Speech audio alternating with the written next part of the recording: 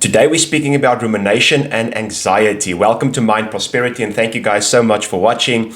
And in this video today, we're going to deal with and we're going to learn how to deal with rumination, overthinking, and anxiety. And we're specifically going to look at the ERP therapy. ERP is exposure and response prevention. So thank you so much for watching, and I'm going to explain that to you. If you are somebody that tends to overthink, if you are somebody that tends to ruminate and it makes you anxious, if you're not 100% sure what overthinking and rumination is, in this video I'm also going to explain to you exactly what it is. And if you are struggling with thoughts like that, if you are struggling with anxiety, in this video I'm going to teach and train you a bit, also some of the things that I use when I feel anxious a bit, when I ruminate a bit, when I overthink a bit. Some of you might not know this, but I am a person that tends to overthink a lot. The people who know me will nod their heads and say, yes, he is, but it's something that I'm dealing with. It's something that I'm still learning to overcome. And a lot of the things that I'm going to teach you guys today are some of the things that I do that helps me with my rumination and overthinking that definitely in my life I can say sometimes leads to anxious thoughts. But luckily, we have the ability to take control over our mind, to take control over our thinking, and with the right exercises, we can get to a place where we are healthy. Sometimes it does take time, so I want you guys to give yourselves time when it comes to healing, when it comes to managing your thoughts and managing your emotions. It's not something that's going to happen overnight, and sometimes you have to feel the feeling in order to deal with it. A friend of mine recently sent me something about ERP therapy, and it says it's like, sometimes when you're like watching a scary movie. Now this is not an encouragement for anybody to say, listen, go watch a scary movie, this is going to help you. This is just an example. But when you watch a scary movie and there's like the scary scene and you want to put the blanket over your head, you don't want to watch because if you watch the scene, it's maybe going to freak you out a bit. Maybe it's going to scare you.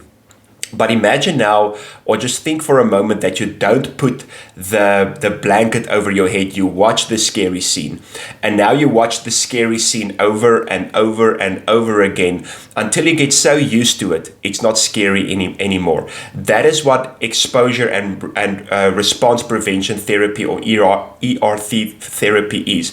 It's exposing yourself to the thing that's causing you to be anxious, and it's learning to deal with that anxiety that comes with the exposure. Let me use another example.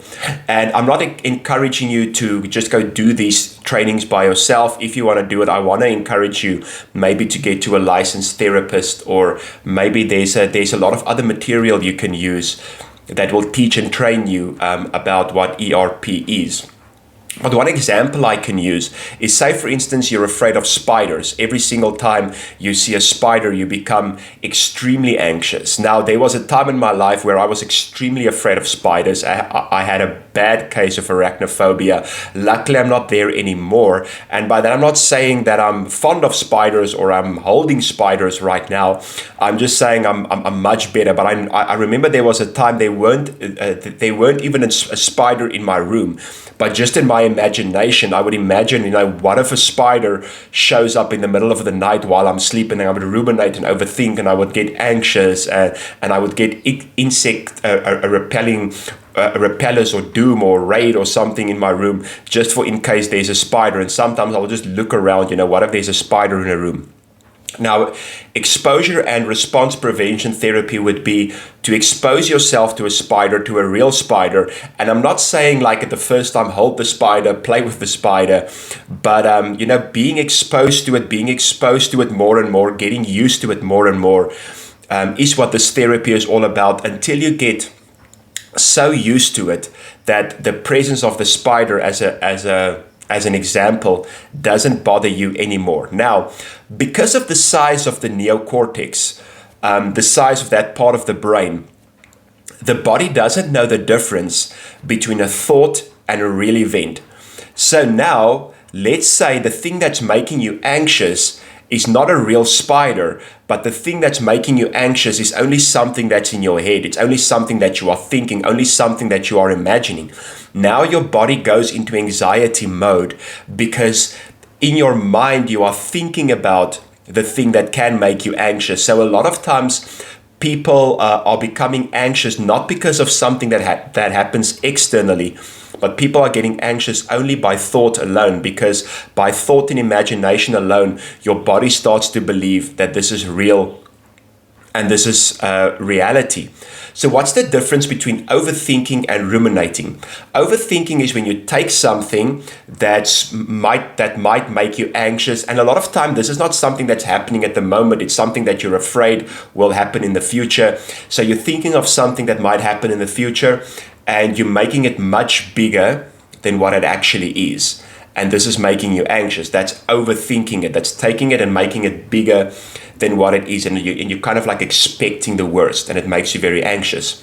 Ruminating is when you take that thought and you cannot stop thinking about it. Now, the problem with rumination is it causes you a lot of times not to be able to go on with your other daily activities because you are thinking about this thing the whole time. So now you're making it bigger. Now you're thinking about it the whole time. It's making you extremely anxious. You're ruminating and you're overthinking. So how do you use ERP therapy in a case such as this? You expose yourself, even if it's just in your mind, you expose yourself to the thing that's causing you to become so anxious. And now you deal with the response that will go with it. So let's say, for instance, you're thinking about there's a spider in my room, and now you're getting anxious. What if the spider comes, and what if it's in my room? ERP therapy would say, let me expose myself to the situation, even if it's just in your mind. I expose myself in the situation, I think about it, and I say, what do I want my response to be? I don't want my response to be anxiety. I don't want my response to be fear. I want my response to be peace, and I want to say to myself, no matter what happens, I'm going to be okay. Now, this also brings in cognitive behavioral therapy, where you think about something and it changes your behavior. It also brings in REBT therapy. I spoke about REBT in one of my previous videos. And it says it's not the event that causes the anxiety. It's the belief about the event that causes the anxiety. So when you expose yourself to something or think about something that makes you anxious, it's not the thing that's going to happen to you that's causing the anxiety. It's your belief about the event that's causing the anxiety. So the prevention is not so much about, preventing what's going to happen or preventing what can happen, but it's preventing the anxiety that comes with it. And sometimes you can say, everything in life isn't always going to be okay. If everything in life isn't always going to be easy. Everything in life, everybody in life isn't necessarily going to like me. But even if that happens, I will be okay. I have the skills, I have the tools to deal with certain things in life. So I'm going to give you guys a few thoughts and a few things that you can think about and that you can use in the exposure and response prevention therapy. So the first thing is, you can ask yourself the question, what triggers my anxiety? What makes me anxious? Because people, everybody become anxious about something. Everybody sometimes becomes fearful about something, but it's normally different things. And you have to ask yourself the question, what is the thing that's causing me to fear? What is causing this fear response? You identify it, and now that you have identified it, now you can say, or now you can ask the question, what is my belief system about it? Because if I get anxious or fearful about something, that can mean that I have the wrong belief system or an irrational belief system about it. So now you start to, in your mind or in life, expose yourself to the thing that's making you anxious. And as you expose yourself to the thing that's making you anxious, you start changing your response, even if it's just a mental response to what it is. And you ask yourself, what is my current feeling about it? Is it anxiety? Is it fear? Is it anger? Ask yourself the question, is this feeling rational, or is it irrational? And then you want to expose yourself to this feeling. Now you want to feel this feeling. So the thing is, like, a lot of times people just want to get rid of this feeling. I don't want to feel it. I don't want to feel it, and I will do anything to stop feeling. I remember I was driving with one of my friends in a car once, and I was going through something, and I was ruminating and overthinking. I was getting anxious, and he said to me, if you go through something, just go through it and grow through it. Don't try to run away all the time. And this is the thing. Sometimes you have to feel the feeling. Sometimes you have to feel the emotion in order to deal with it, in order to get kind of like familiar with it. This is exposing yourself to the feeling. This is exposing yourself to the emotion. As you expose yourself to the feeling, as you expose yourself to the emotion, now you can kind of sit with it and deal with it and deal with your response. And this is where response prevention comes in. Before I give you the following thoughts, I want to ask you to like this video, to subscribe, and if you believe this material can help other people, I'm gonna ask you to send it on, because we are trusting for 1,000 subscribers, and you can really help us to get there. And also, if you want to have personal sessions with myself, please send me an email to albert@mindprosperity.co.za, or you can check out our website at www.mindprosperity.co.za to see some of our extra courses that we have. So the other question you can ask yourself is, how can this make me stronger mentally? Now, I know I use this example a lot, but it's actually such a good example. If you want to become stronger physically and you go to the gym, you have to pick up heavier weights. Now, a lot of us want to become stronger mentally. A lot of us want to become stronger emotionally. Now, I'm not saying you have to go purposefully go and create circumstances that makes you anxious and fearful so that you can become stronger.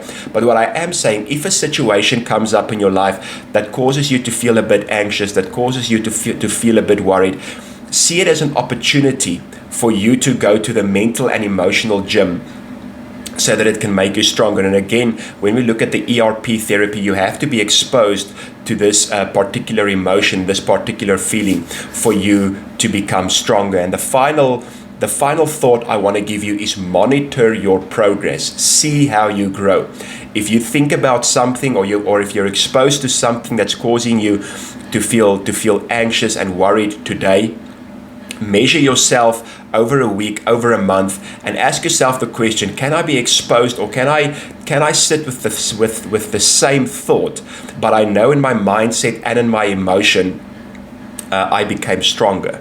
So the goal is not always to prevent the feeling, but the goal is to deal with the feeling and to feel it and to sit with it and to deal with your response. As Albert Ellis said, you deal with your belief system. Now, by this, I'm not saying that you should expose yourself to much more than what you can handle in this moment. I want to encourage you to when it comes to ERP therapy, you can expose yourself to something little by little. And if you are really struggling with your anxiety and you feel that this therapy is really necessary for you, I want to encourage you to get a coach, to get a therapist, to get somebody to help you, because I do know and I do trust that you can overcome. Thank you so much for watching from Mind Prosperity. We love you, and we are excited to see you soon again. Goodbye.